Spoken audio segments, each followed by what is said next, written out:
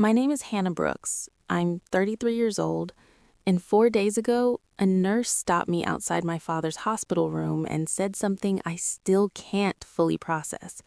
She told me I wasn't allowed to see him, not because of visiting hours, not because he was unconscious, but because someone had filed paperwork that legally removed me from his life.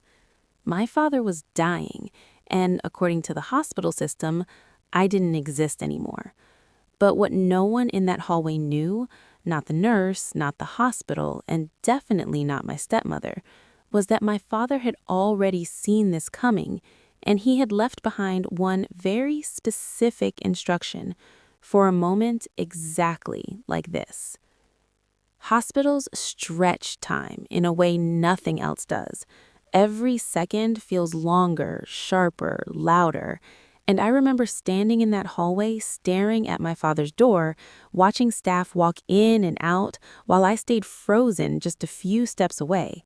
Because the nurse who stopped me wasn't rude or aggressive, she was calm, almost apologetic, which somehow made it worse when she said, "I'm sorry, but you're not on the approved list." And for a second, I genuinely thought she had the wrong patient, wrong room, wrong name, something simple that could be corrected with one sentence. But then she asked me, "Are you Hannah Brooks?"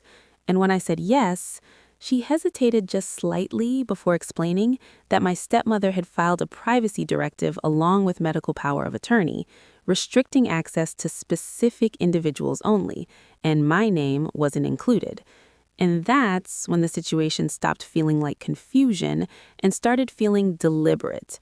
Because my father had called me himself just 2 days earlier, asking me to come, telling me something felt wrong. And now I was standing 10 feet away from him, being told I had no legal right to even see him. And when I tried to push, not aggressively but firmly, explaining I was his daughter, the nurse didn't argue. She just lowered her voice and said something that stuck with me. "I believe you, but this is in the system now." And that word, system, changed everything. Because systems don't make emotional decisions. They follow whatever has been entered into them. And I knew exactly who had entered it. Diane, my stepmother. The kind of person who never raised her voice, but always finished paperwork before anyone else even knew it existed. And as I stood there looking at that closed door, the realization hit in a way that felt cold and precise. This wasn't about keeping me out for a moment. This was about removing me entirely. And just as I turned away, trying to think clearly instead of react emotionally, the nurse added something quietly, almost like she wasn't supposed to. "If he's still alert, you may want to talk to someone quickly." And that was the first sign that this situation wasn't as locked as it looked. It just hadn't been challenged yet. If you want to see what happens next, stay with me. And if you like stories where control gets exposed piece by piece, don't forget to like and subscribe.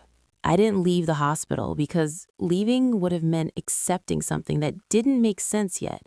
So instead, I sat down in the waiting area and started asking questions carefully, not accusing anyone, not creating a scene, just trying to understand the structure of what had been put in place.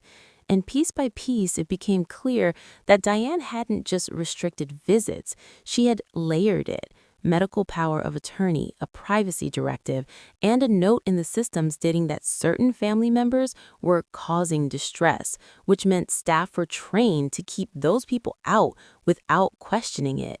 And that level of detail told me this wasn't something she did overnight.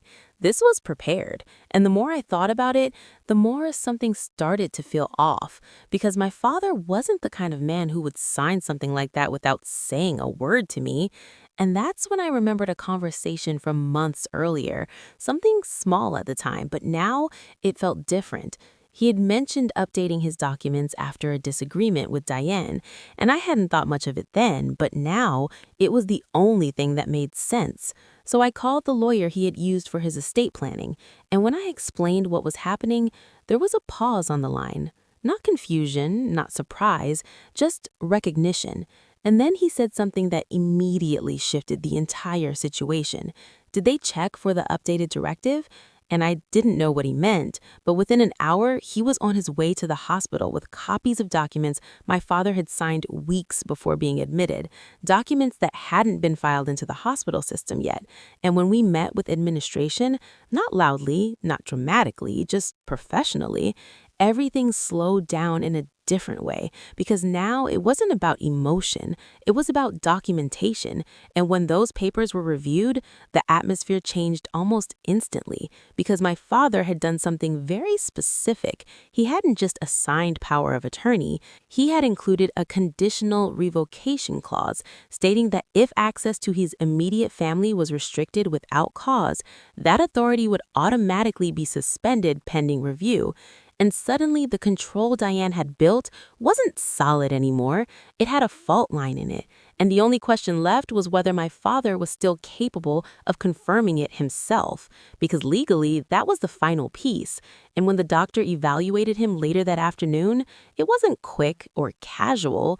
It was careful, deliberate. Questions about time, place, understanding.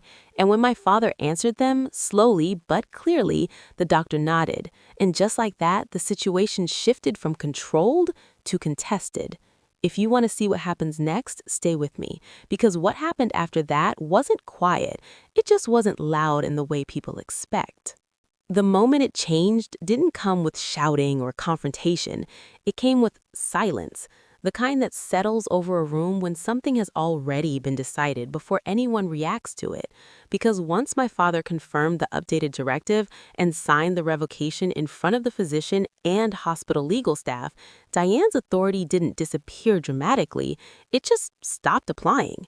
And systems adjust faster than people do. So by the time she walked into the hospital later that evening, expecting everything to be exactly as she left it, the access she relied on was already gone. And I wasn't in the hallway anymore. I was inside the room, sitting next to my father, holding his hand. And when she tried to enter, no one raised their voice, no one argued. The nurse simply stepped forward and said, "I'm sorry, but your access is currently under review." And I watched the moment register on her face. Not confusion, not anger, something colder. The realization that control she had built carefully over time had just been removed in a way she couldn't immediately fix. And she looked at me once, not speaking, just trying to understand how I had gotten past something she believed was permanent. And the truth is, it wasn't me, it was him. Because as I sat there with my father, he squeezed my hand slightly and said something I didn't expect, something that made everything else feel smaller. He said, "I knew she'd try to do this, I just didn't know when."